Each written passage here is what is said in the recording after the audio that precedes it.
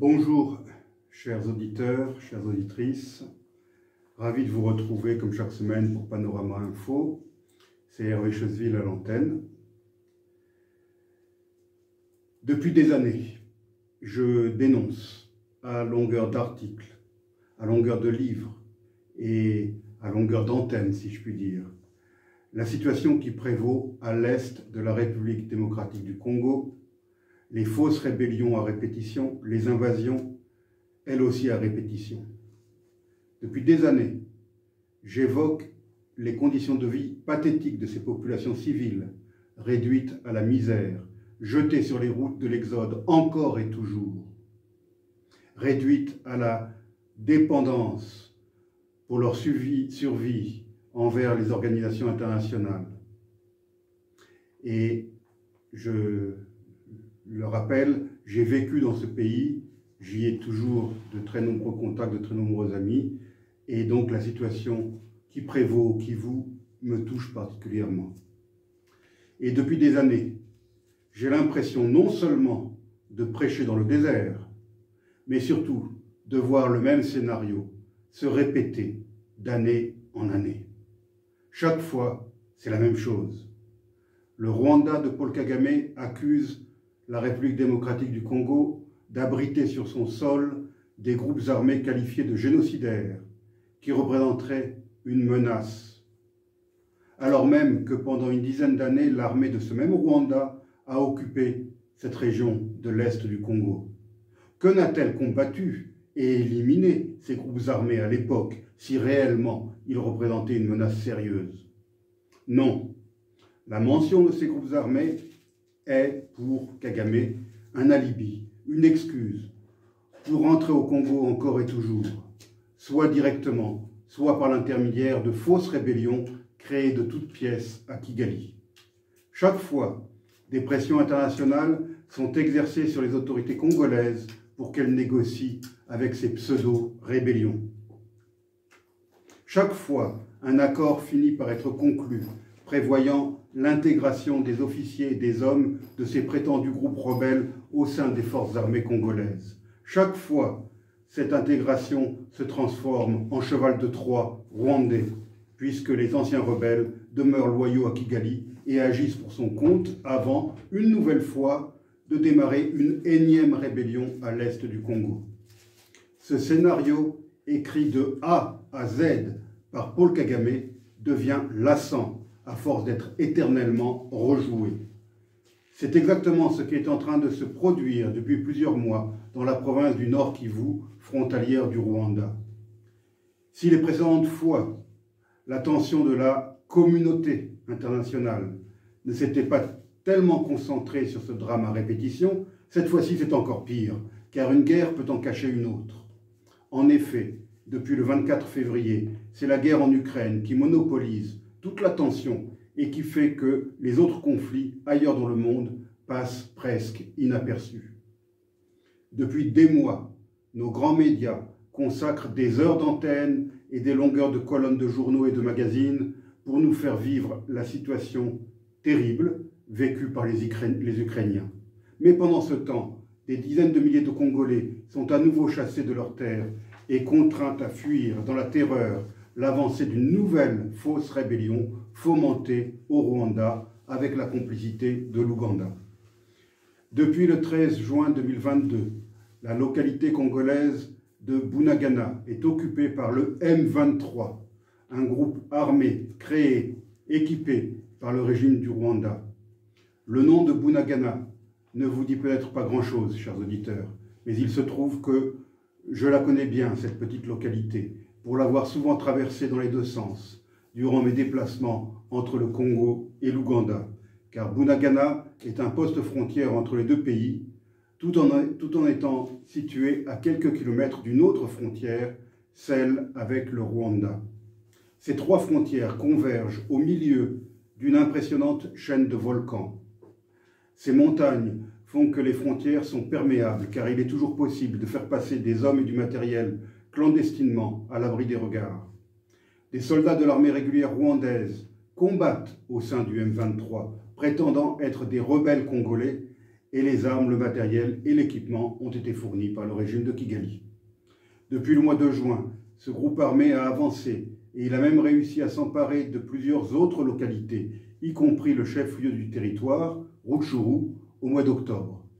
Il a ensuite poursuivi son avance et la présence de ces hommes a été signalée à une vingtaine de kilomètres seulement au nord de Goma, la capitale provinciale du Nord Kivu.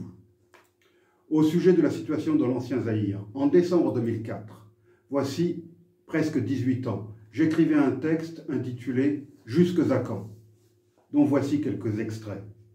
« Jusque à quand l'hypocrisie continuera-t-elle à régner sur le processus de paix en République démocratique du Congo? Jusque à quand le Rwanda menacera-t-il son voisin congolais d'une nouvelle intervention militaire, alors que tout le monde sait que ses troupes n'ont jamais cessé d'être présentes sur le territoire de la RDC? Jusque à quand le régime de Kigali accusera-t-il le gouvernement de Kinshasa de ne rien faire pour régler le problème des ex-forces armées rwandaises et des Interamwe, alors que la majorité de ces éléments se trouvent dans la zone que le Rwanda a occupée et continue à contrôler directement ou indirectement depuis 1996. Jusque à quand ce même régime persistera-t-il à fournir des tonnes d'armes et de munitions à ses vassaux congolais, au Kivu et même en Ituri? Jusque à quand l'Ouganda poursuivra-t-il sa politique de double jeu en rouvrant son ambassade à Kinshasa tout en continuant à fournir des armes et des munitions à divers petits chefs de l'Ituri? Jusque à quand la MONUC, c'est-à-dire la mission d'observation des Nations Unies au Congo, persistera-t-elle à fermer les yeux sur les agissements du Rwanda et de l'Ouganda, malgré les preuves et les témoignages qui lui sont fournis quotidiennement et malgré sa présence massive dans l'est du pays? En bref, jusque à quand se moquera-t-on du peuple congolais en lui faisant croire que la guerre appartient au passé et qu'il pourra bientôt choisir les dirigeants de son choix, alors que sa réalité quotidienne ne s'est pas améliorée et qu'il continue à vivre dans un état de non-droit, corvéable à merci, victime d'extorsions de toutes sortes de la part des milices et autres groupes armés. Voici donc l'extrait de ce que j'écrivais en 2004. 18 ans plus tard, je pourrais poser les mêmes questions et peut-être aussi en ajouter d'autres. 18 ans plus tard, l'insécurité continue à régner au Kivu. 18 ans plus tard, la population du Nord Kivu continue à devoir fuir l'avancée de groupes armés. Des dizaines de milliers de paysans ayant tout perdu continuent à être jetés sur les routes pour échapper à l'avancée d'un groupe armé, le même qui réapparaît cycliquement sous différentes appellations, qui aujourd'hui, comme il y a 18 ans, comme en 2009 avec le CNDP, comme en 2012 avec déjà le M23, n'est en fait que la créature de l'homme fort de Kigali, Paul Kagame. 18 ans plus tard, ces pseudo-rebelles continuent à tuer, à massacrer, à violer, à piller, comme ils l'ont toujours fait. 18 ans plus tard, la MONUC, rebaptisée MONUSCO, est toujours aussi impuissante à protéger la population congolaise. Cependant, certaines données du problème ont changé depuis que j'écrivais Jusque à quand, en 2004. À l'époque, je me sentais bien seul. Rares étaient ceux qui osaient mettre en cause le rôle du dictateur rwandais dans la tragédie congolaise. Depuis, de nombreuses voix se sont élevées, tant à l'intérieur qu'à l'extérieur du Congo. Le courageux docteur Denis Mukwege, prix Nobel de la paix 2018, après avoir opéré des milliers de femmes victimes de viols pendant 2 décennies dans son hôpital de Panzi, au sud Kivu, a entrepris de s'exprimer ouvertement pour dénoncer le jeu du Rwanda qui instrumentalise des groupes armés pour déstabiliser son pays et contrôler une région riche en ressources minérales. Il ose aussi réclamer la création d'un tribunal pénal international afin de juger les responsables de tous ces massacres, de tous ces viols, de tous ces pillages commis en toute impunité depuis 1996. En disant les choses clairement comme il le fait, le médecin sait qu'il risque sa vie et il a d'ailleurs déjà été la cible de tueurs. Il s'est fait un ennemi puissant et capable de tout en la personne de Paul Kagame, qui ne lui pardonnera jamais d'avoir osé dire la vérité. À l'extérieur du Congo, des journalistes enquêteurs britanniques, canadiens ou états-uniens ont publié des livres qui ont connu un grand succès dans le monde anglo-saxon et qui ont tous sérieusement mis à mal le mythe Kagame que certains dirigeants occidentaux osaient présenter comme l'incarnation d'une nouvelle sorte de dirigeant africain incorruptible et attaché au développement et à la réconciliation de son pays. Certains intellectuels de l'Afrique de l'Ouest commençaient d'ailleurs à croire à un tel mythe et ils vantaient les mérites de Paul Kagame dans lequel ils voyaient un authentique panafricaniste et un modèle pour leur propre pays. Grâce à la voix puissante de Denis Mukwege et aux révélations de Judy River ou Michaela Wrong et d'autres, il devient de plus en plus difficile de continuer à tresser des couronnes de laurier aux tyrans de Kigali. Ce qui a changé aussi depuis 2004, c'est le peuple congolais lui-même. En 2004, les Congolais de l'Ouest, en particulier ceux de la capitale Kinshasa, se sentaient très peu concernés par la situation dramatique vécue par leurs compatriotes de l'Est. Aujourd'hui, ces mêmes Congolais ou leurs enfants descendent dans les rues de la capitale pour réclamer l'expulsion de l'ambassadeur du Rwanda et la rupture des relations diplomatiques. Pas de négociation, dégagez! Ce slogan retentissait le 18 novembre dernier lors d'une marche contre le M23 à Kinshasa. Radio France Internationale a rapporté les propos de certains manifestants. J'en cite quelques-uns. Nous sommes prêts à aller jusqu'au bout, jusqu'à ce que le Rwanda puisse être sérieusement condamné, jusqu'à ce que le M23 quitte ses positions et que la paix revienne en République démocratique du Congo, a ainsi déclaré un manifestant, tandis qu'un autre militant proclamait « Ce qu'ils veulent, c'est prendre une partie du Congo et le balkaniser.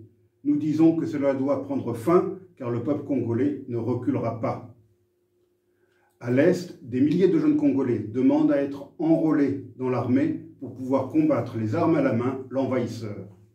En 2004, le président de l'époque était une créature de Paul Kagame et il était bien incapable de dénoncer les agissements de son ancien mentor. De nos jours, le président Tshisekedi, après avoir tenté, en début de mandat, de trouver un compromis avec Paul Kagame, s'est enfin rendu compte que cela était illusoire et il a désormais adopté un discours ferme, franc et sans concession au sujet des manigances belliqueuses de son voisin rwandais. L'ambassadeur rwandais a fini par être déclaré persona non grata et il a piteusement quitté le Congo en s'embarquant sur un ferry reliant Kinshasa à Brazzaville. Le président a aussi envoyé début novembre ses avions de chasse Sukhoi de l'armée de l'air pilonner les positions des prétendus rebelles au nord de Goma. Mais ce qui a changé aussi, malheureusement, c'est le positionnement diplomatique de la France. La France a longtemps été perçue par le Rwanda de Paul Kagame comme l'incarnation du mal absolu, coupable d'avoir été proche du régime précédent au Rwanda et d'avoir, selon l'homme fort de Kigali, été complice de ceux qui perpétrèrent le génocide contre les Tutsis en 1994. Or, depuis sa première élection en 2017, Emmanuel Macron n'a pas ménagé ses efforts pour nouer des relations étroites avec le dictateur rwandais. Les échanges de visites entre les deux présidents et les deux gouvernements se sont multipliés. On a même aperçu, il y a quelques jours, le chef des renseignements français en visite à Kigali, alors même que le Rwanda orchestrait une nouvelle fausse rébellion au Congo. En 2018, Emmanuel Macron a fait nommer la chef de la diplomatie rwandaise secrétaire général de l'Organisation internationale de la francophonie, alors même que l'enseignement du français avait été banni du Rwanda. Il y a quelques jours, s'est tenu le sommet de la francophonie dans l'île tunisienne de Djerba, et Louise Mushikiwabo a été reconduite dans ses fonctions. Ce sommet a été l'occasion pour Emmanuel Macron de rencontrer une nouvelle fois Paul Kagame, alors que le président congolais n'avait pas pu faire le déplacement, trop occupé qu'il était avec la nouvelle agression dont son pays était la victime. Le Premier ministre congolais, présent à Djerba, a préféré, pour marquer ostensiblement sa désapprobation, ne pas être sur la photo de famille prise à la fin du sommet. Au Congo-Zaïre, comme ailleurs en Afrique francophone, le sentiment anti-français monte. Dans une manifestation organisée voici quelques jours à Goma, on a même vu des drapeaux russes être brandis. Le positionnement diplomatique de la France a de quoi surprendre. Rappelons qu'avec environ 100 millions d'habitants et un territoire grand comme 5 fois la France, la République démocratique du Congo est le plus grand pays francophone au monde. Et il regorge de richesses dans son sous-sol. Pourquoi diable se mettre ce pays à dos en nouant des relations étroites avec le Rwanda, un pays grand comme 5 départements français, sans accès à la mer, sans ressources minières, et surtout devenu, grâce aux efforts de Kagame, un pays non francophone. Pour les Congolais, l'explication est simple, peut-être simpliste, peut-être inexacte. Pour eux, en s'alliant avec le Rwanda, le président français espérerait offrir aux intérêts français une partie du gros gâteau congolais. J'espère de tout cœur que ce n'est pas ce que cache le rapprochement franco-rwandais. Je vous remercie, chers amis auditeurs, pour votre attention et je vous dis à la semaine prochaine.